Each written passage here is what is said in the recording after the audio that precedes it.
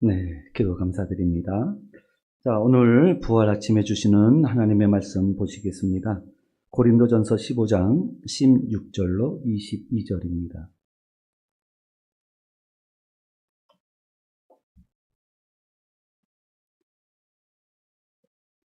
우리 한 절씩 교독하겠습니다. 만일 죽은 자가 다시 살아나는 일이 없으면 그리스도도 다시 살아나신 일이 없었을 터이요.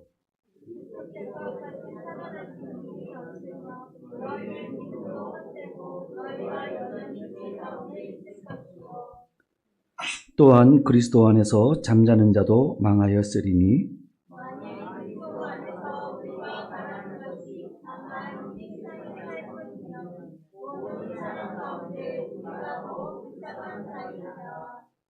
그러나 이제 그리스도께서 죽은 자 가운데서 다시 살아나사 잠자는 자들의 첫 열매가 되셨도다.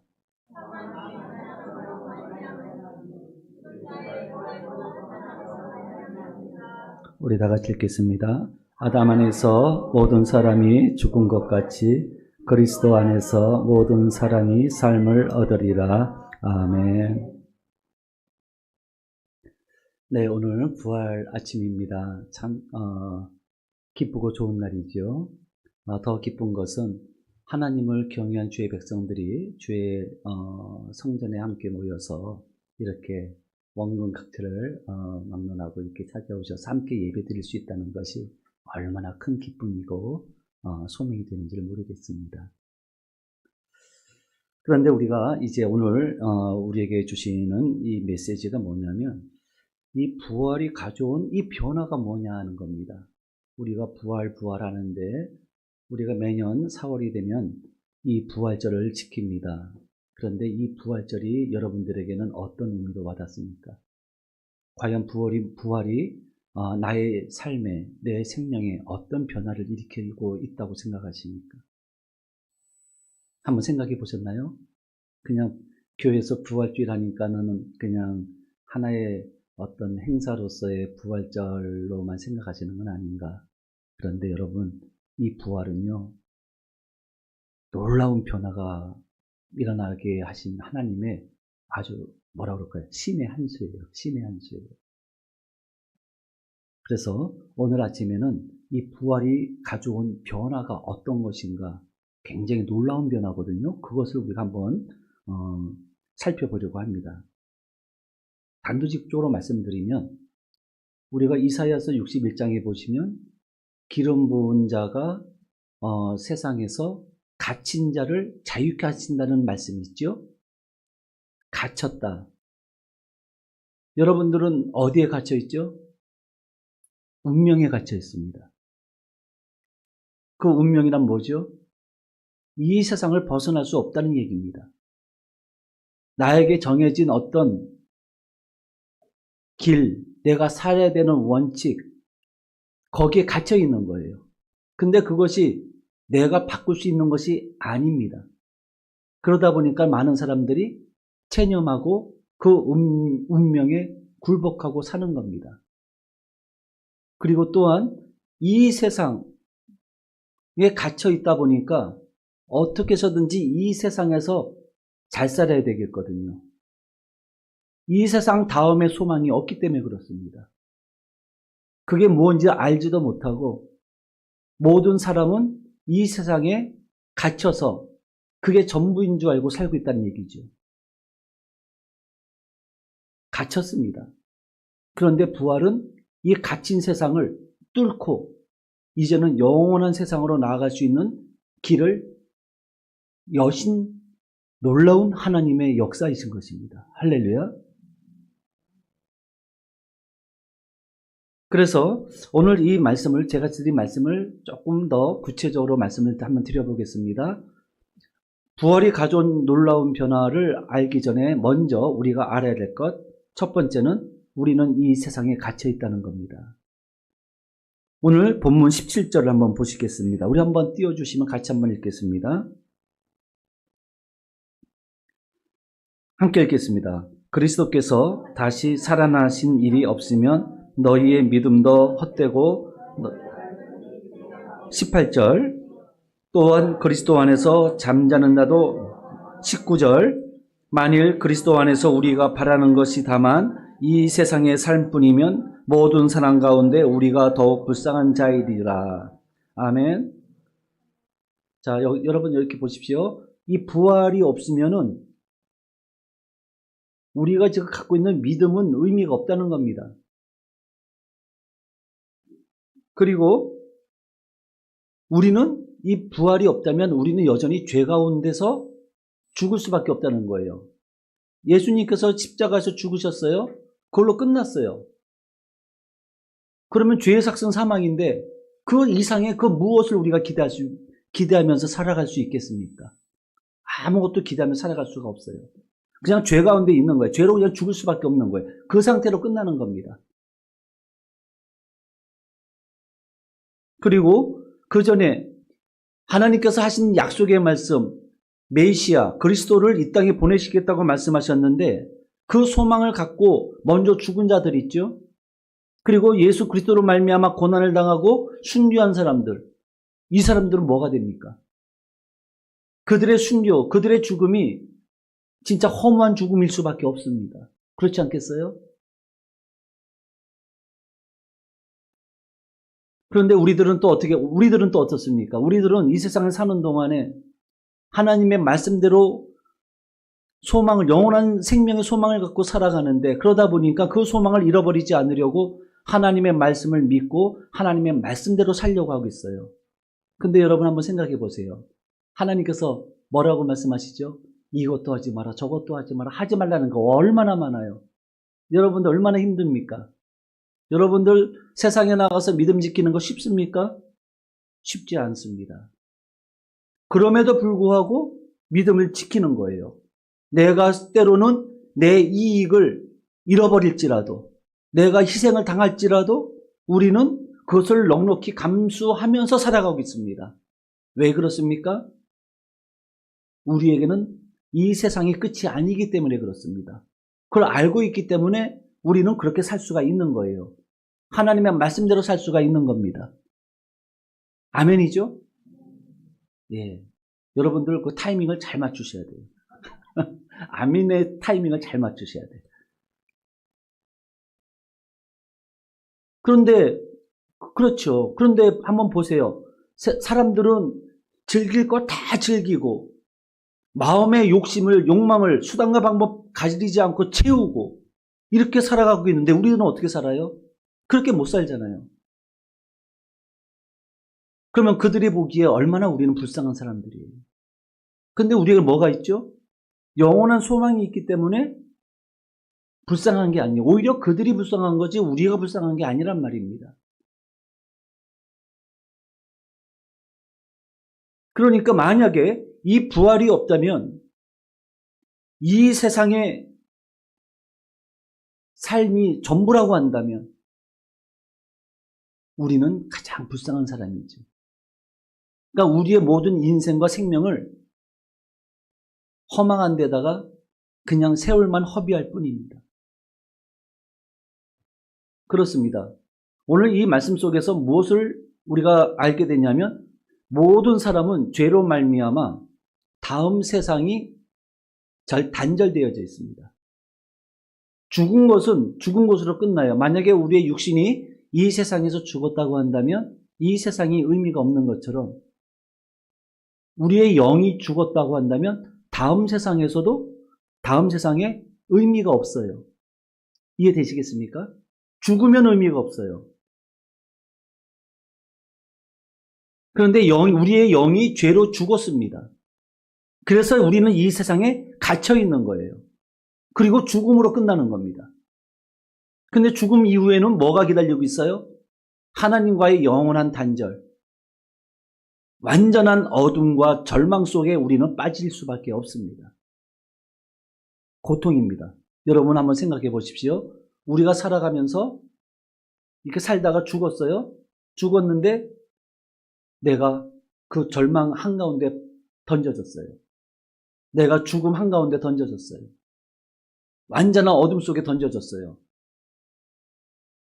어떻겠습니까? 돌이킬 수 없습니다, 여러분. 못 돌이킵니다. 기회는 우리가 살아있을 동안에 기회, 그 기간만이 우리에게 주어지는 기회입니다. 그렇기 때문에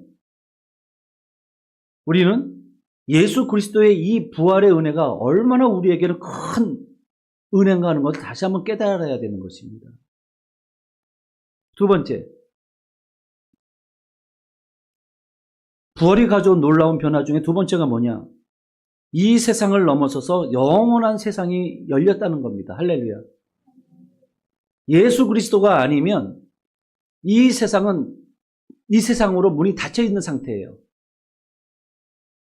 그런데 예수 그리스도의 고난과 부활로 말미암아 영원한 세상으로 나가는 문이 활짝 열리게 되었습니다.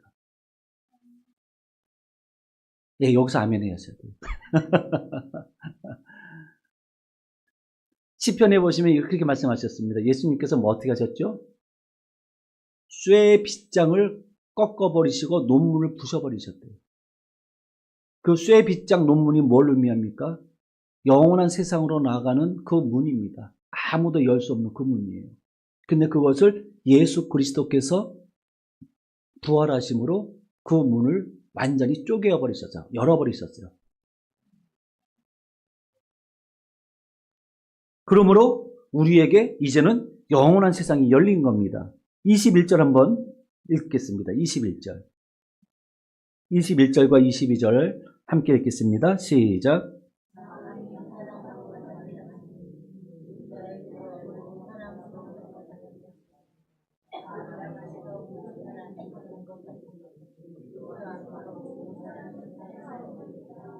아멘.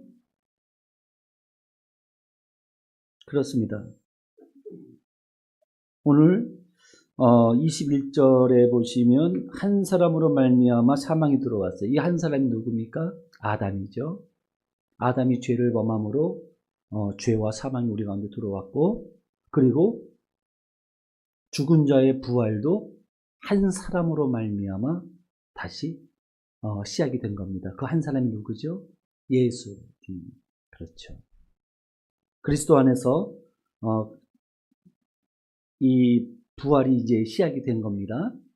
그렇습니다. 바로 이와 같이 두 번째는 뭐냐? 이 세상이 전문 줄 알고 살아가는 우리들에게 이제는 영원한 세상으로 나아가는 문이 활짝 열렸다는 사실입니다. 이거는 엄청난 사건이겠죠? 그 다음에 마지막 세 번째입니다.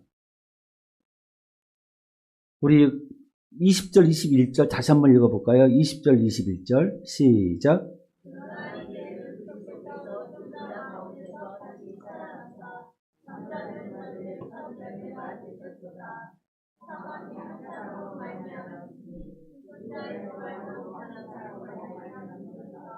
아멘.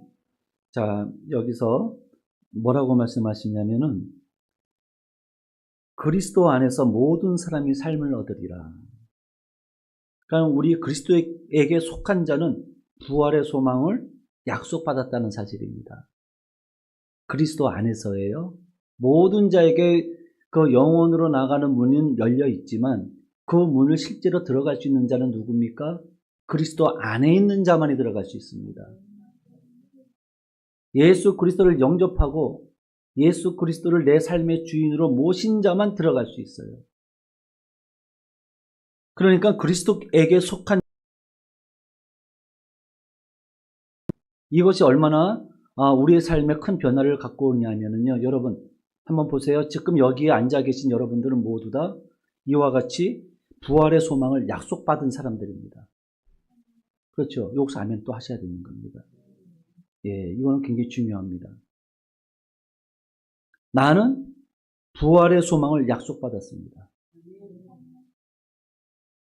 다 같이 한번 따라하겠습니다. 나는 부활의 소망을 약속받았습니다. 아멘. 그럼 이게 왜 중요하냐? 이게 왜 중요하냐? 부활의 소망을 약속받았기 때문에 이제는 이 세상을 살아갈 때에 두려워하지 않습니다. 이 세상이 전부가 아니기 때문에.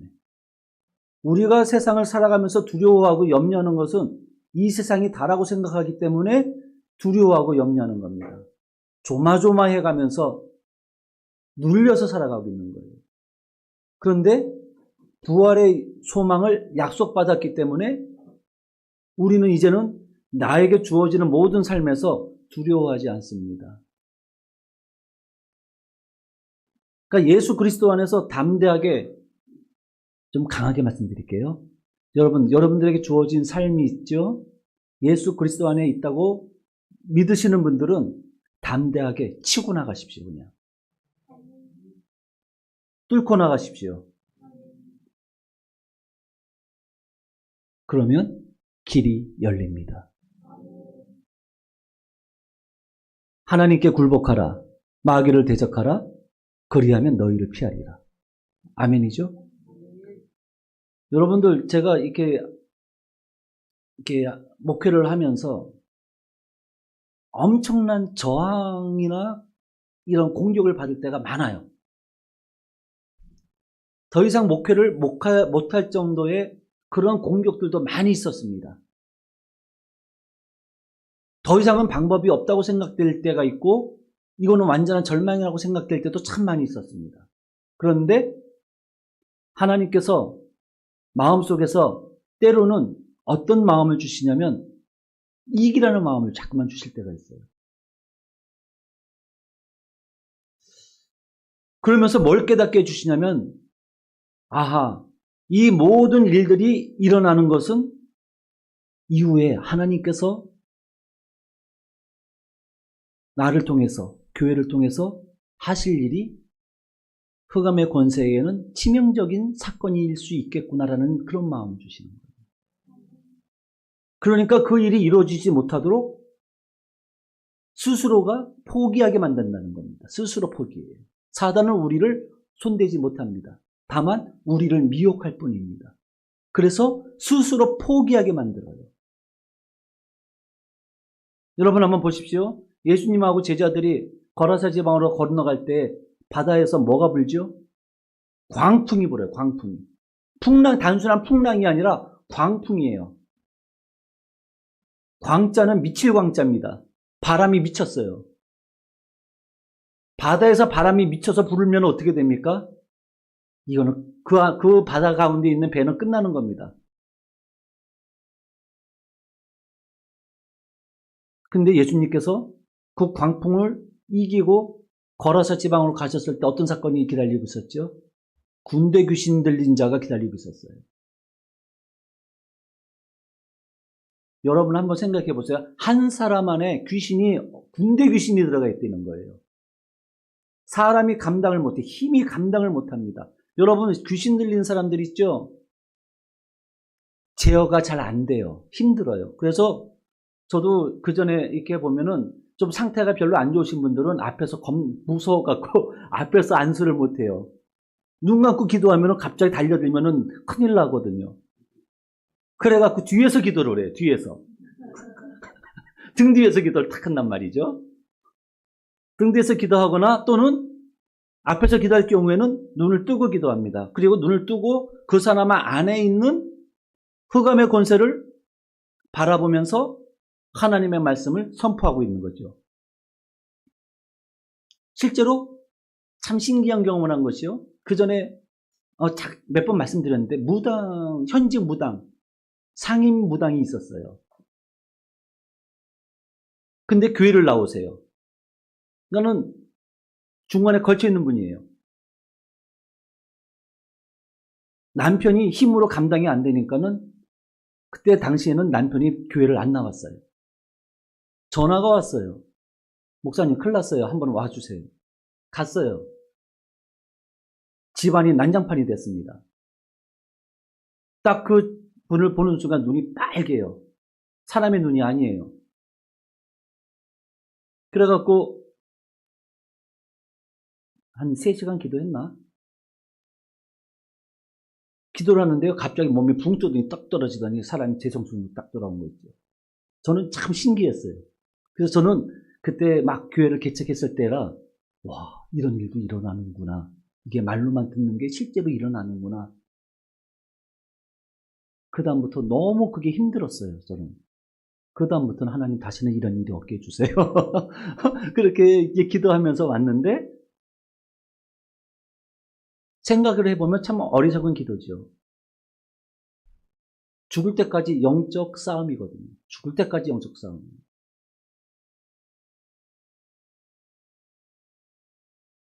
그런 일이 있었다는 얘기예요.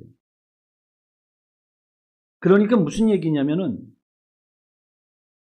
예수 그리스도의 부활로 인해서 우리는 이제는 더 이상 두려워할 이유가 없는 겁니다. 그냥 주님 안에서 죽으면 죽으리라예요. 죽어도 주를 위하여 죽고 살아도 주를 위하여 산다고 말씀하지 않으십니까? 우리는 예수 그리스도 안에서 우리는 어떤 결과가 주어지든지 다 하나님의 은혜라는 사실입니다. 왜냐? 우리에게 우연은 없습니다. 모든 것은 하나님의 섭리와 그 뜻 안에 다 있습니다. 여러분들 그냥 살아가시는 것 같죠? 아닙니다. 모든 발자국 발자국마다 하나님의 섭리와 하나님의 뜻이 있습니다. 하나님의 인도하심이 있는 거예요. 그렇기 때문에 우리가 세상에 살면서 잠깐 우리의 연약함 때문에 실족할 수 있고 슬퍼할 수 있고 아파할 수 있겠지만 한번 하시고 그걸 끝내야 돼요.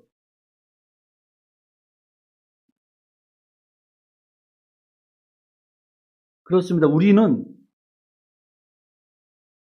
예수 그리스도로 말미암아 부활의 소망을 가진 자들입니다.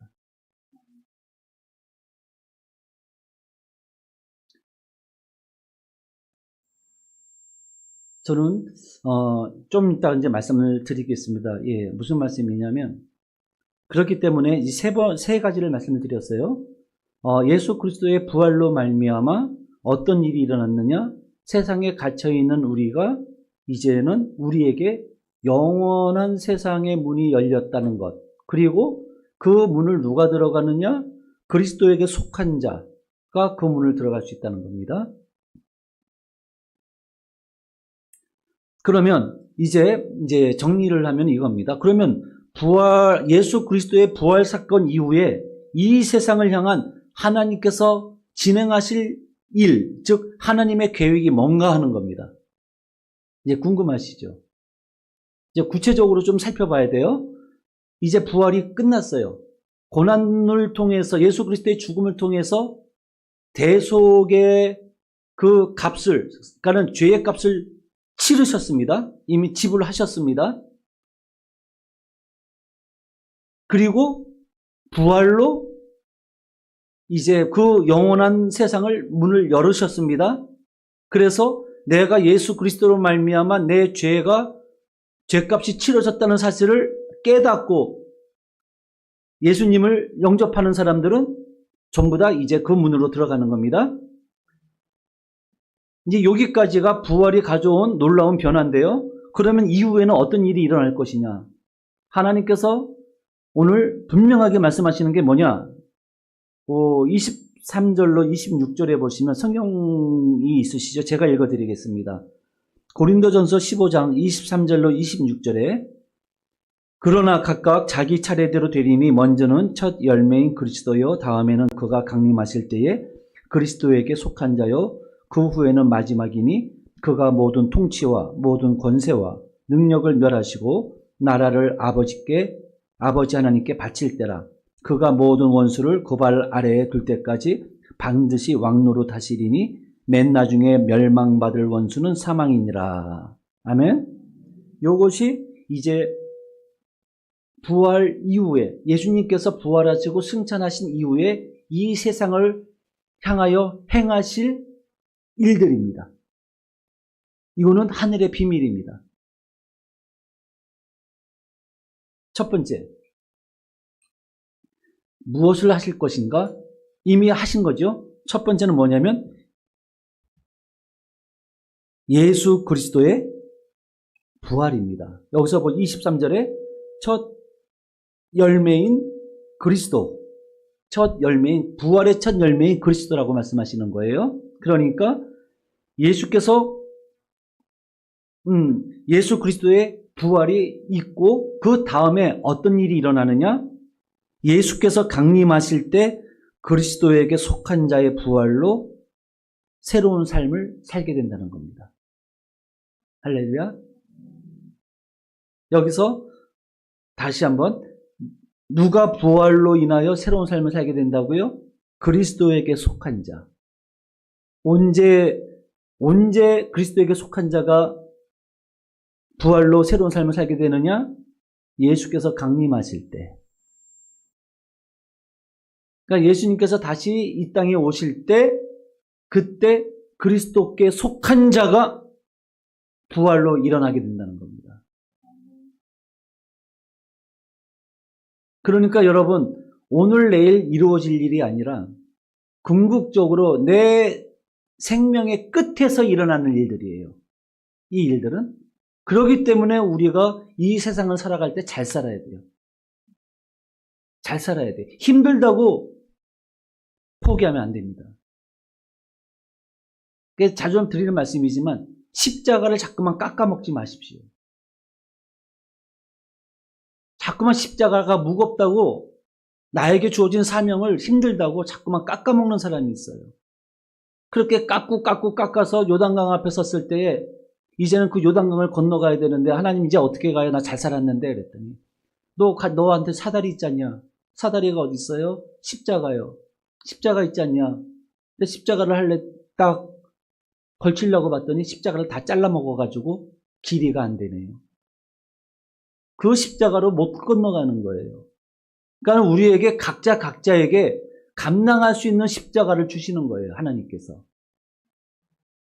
그리고 그 십자가를 잘라먹지 않고 끝까지 그 십자가를 보존하고 간 사람은 그 십자가를 통해서 영원한 세상으로 나가는 겁니다. 그런데 우리들은 하나님 믿으면서도 자꾸만 십자가를 힘들다고 무겁다고 막 다 잘라먹는 분들이 많아요. 그리고 나서 인생의 끝판에서 왜 내가 그렇게 평생을 하나님 앞에 수고했는데 왜 내가 천국 못 갔습니까? 이렇게 불평하는 사람들이 있어요. 여러분 보십시오. 마태복음 7장 21절에 보시면은 나더러 주여 주여 하는 자마다 다 천국에 들어갈 것이 아니라고 말씀하셨어요. 그죠? 그리고 나서 이제 그들이 바깥으로 어두운 데로 쫓겨났잖아요. 근데 그들이 하는 행위가 쫓겨나서 하는 행위가 뭐예요? 일을 간다고. 일을 갈아요. 일을 왜 갈겠어요? 자기가 한 일이 없으면 일을 왜 갈겠어요? 나름대로는 하나님을 위해서 열심히 살았다고 생각을 하는데 쫓겨났거든요. 그러니까 일을 가는 거예요. 근데 하나님 보시기에는 충분히 구원받을 수 있는 여건과 환경과 모든 조건을 다 주셨어요. 내가 버린 거지. 누구를 원망합니까? 원망할 수 없습니다. 그러니까 우리는요, 항상 기쁘게 십자가 지고 가야 될 줄로 믿습니다. 그 십자가는 여러분, 그걸 잊지 마세요. 순간적인 내 감정과 순간적인 내 욕망에 십자가를 팔아버리지 마십시오. 가룟 유다가 그렇게 했잖아요. 이 세상에서의 그 조그만 알량한 그 조그만 그 물질 때문에 자기의 생명을 버렸잖아요. 맞바꿔 버렸잖아요. 단돈 은 30냥에 자기 생명을 맞바꿔 버린 이 세상에 이같이 바보 같은 사람이 어디 있습니까?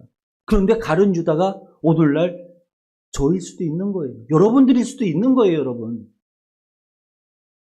가룟 유다 욕 못합니다. 그게 난데?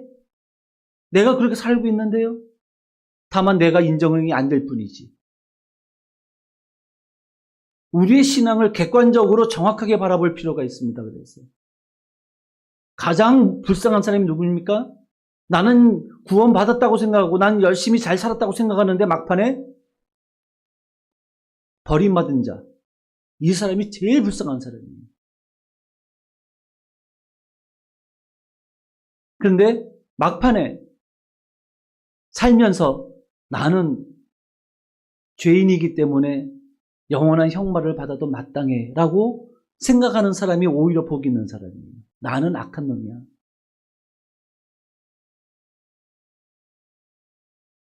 그래서 구원받은 사람이 있잖아요.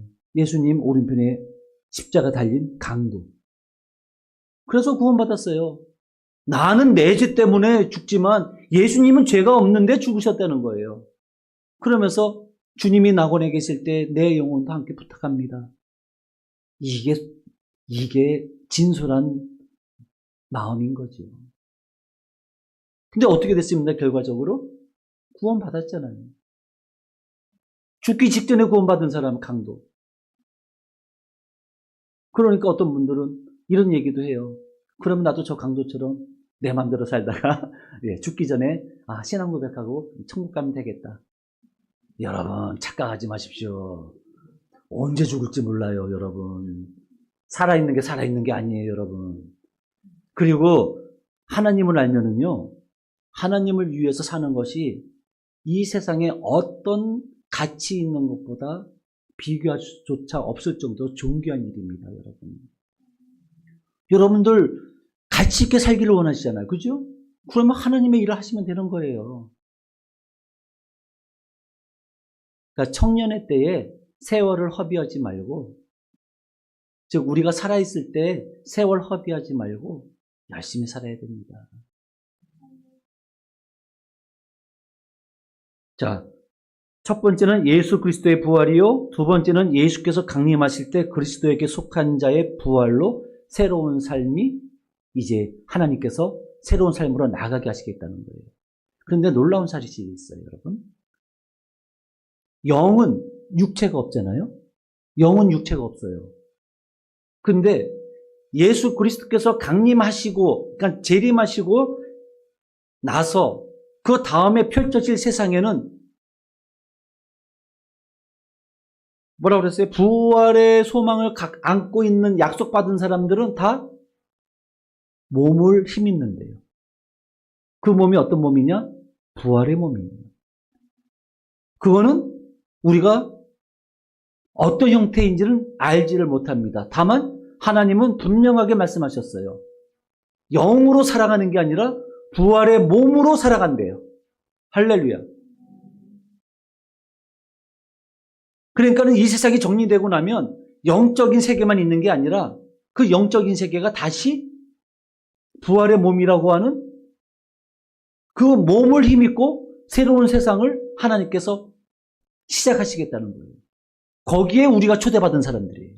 할렐루야. 거기에 우리가 초대받은 사람들입니다. 그러니까 우리는 이제 끝까지 어떻게 돼요? 믿음을 지키고 인내하면서 끝까지 믿음을 지켜야 됩니다. 그러기 위해서는 하나님 주님 옷자락 꽉 붙잡고 기도하면서 말씀의 인도함을 받으면서 그렇게 나가야 돼요. 마지막 세 번째 하나님께서 하실 일이 뭐라고 그랬어요? 24절부터 24절 다시 한번 읽어볼까요? 24절입니다. 시작.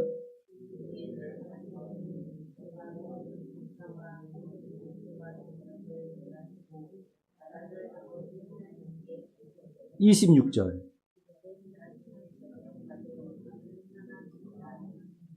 아멘. 이것이 뭡니까? 심판입니다. 심판.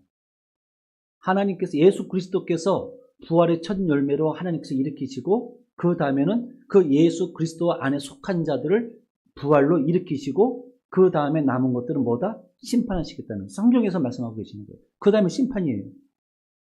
근데 여러분들 여기서 보시면 정사와 권세와 능력을 멸하신다는 겁니다. 이 세상의 모든 권세는 다 꺾이는 거예요. 왜? 예수 그리스도가 왕이시기 때문에 그렇습니다.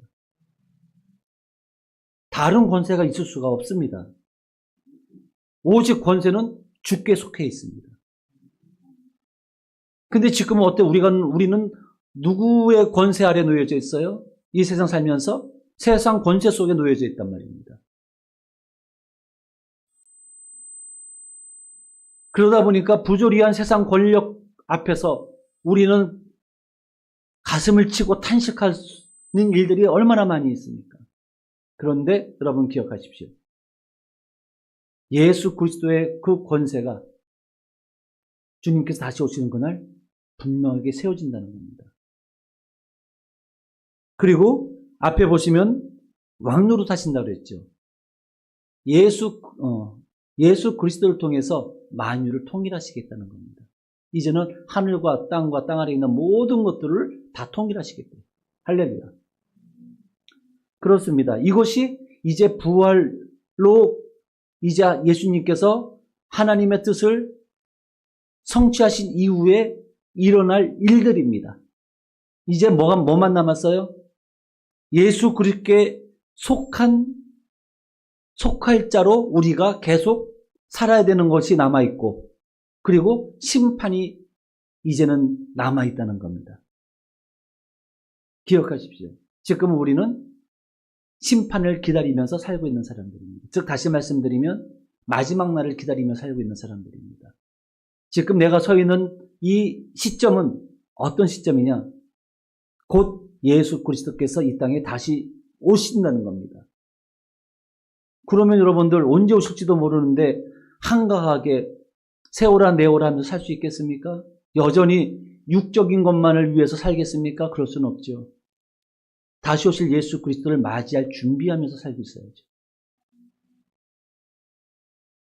그리고 마지막에 이제 이 모든 일들은 하나님께서 왜 이런 일들을 하시느냐? 궁극적인 하나님께서 예수 그리스도 통해서 이 땅을 구원하시고, 그리고 또 예수 그리스도께 속한 자들을 구원하시고, 그리고 심판하시는 이 모든 일들은 왜 이런 일을 하시느냐? 28절에 보시면 이렇게 말씀하십니다. 만물을 그에게 복종하게 하실 때에는 아들 자신도 그때에 만물을 자기에게 복종하게 하신 이에게 복종하게 되리니 이는 하나님이 만유의 주로서 만유 안에 계시려 하심이라. 아멘. 만유의 주로서 만유 안에 계시겠다는 겁니다. 누가요? 하나님께서. 다시 말씀드리면 하나님께서는 죄로 갈라져 있는 이 세상 속에서 이젠 예수 그리스도께서 음부의 권세, 사단의 권세를 다 이기시고 밟으시고, 그리고 만유를 통일시키신 이후에 하나님께서 새로운 세상을 여시겠다는 겁니다. 그리고 새로운 세상은 하나님께서 만유 안에 함께 하셔서 대체 하나님께서 이 세상을 창조하신 그 창조의 목적을 다시 실현하시겠다고 하는 말씀인 것입니다. 자, 말씀을 마치겠습니다. 여러분, 그렇습니다. 오늘 이 말씀을 통해서 부활이 가져온 놀라운 변화, 그것이 우리의 삶에 경험되기를 원합니다. 우리의 신앙이 말로만의 신앙이 아니고, 우리의 신앙이 관념으로 끝나는 신앙이 아니라 우리의 신앙과 믿음은 실제하는 것입니다. 여러분, 실제하는 겁니다. 이 믿음은 우리가 갖고 있는 이 믿음은 허망한 것이 아닙니다. 메아리가 아닙니다. 내 삶을 실질적으로 변화시킬 수 있는 것이 우리가 갖고 있는 믿음이에요. 그러므로 우리는 이 부활에, 예수 그리스도의 부활로 가져온 이 놀라운 이 세상을 확 문을 열어버리시고 슬픔도 눈물도 고통도 아픔도 흑암의 권세도 없는 영원한 하나님의 나라로 나아가는 그 세상을, 사생의 문을 활짝 열어 놓으셨으니 이제 우리는 그 소망을 가지고 끝까지 믿음으로 승리하는 우리가 되어야 될 줄로 믿습니다. 기도하겠습니다. 존귀하신 아버지 하나님, 감사합니다. 오늘 주신 말씀을 통해서 다시 한번 이 부활절, 예수 그리스도의 부활이 우리에게 어떤 의미를 가지고 있는지를 다시 한번 깨달았습니다. 우리 또한 부활로 일어나게 될 줄로 믿사오니 이 일에 저희들을 택하시고 부르셔서 하나님의 백성, 하나님의 자녀로 이 세상을 살게 하시니 감사를 드립니다. 아버지 하나님, 이 세상은 결코 우리를 이기지 못할 것입니다. 부활의 주님이 저희와 함께 하시기에 아버지 하나님, 흠부의 권세와 사망의 권세가 우리를 주장하지 못할 뿐만 아니라 오히려 우리가 예수 그리스도의 권세 있는 이름으로 오히려 이 세상과 모든 흑암의 권세를 명령하며 내어 쫓으며 승리하는 삶을 살게 될 줄로 믿사오니 하나님 이 모든 일들을 통해서 하나님 영광 받으시옵소서. 예수님의 이름으로 기도드립니다. 아멘. 이 시간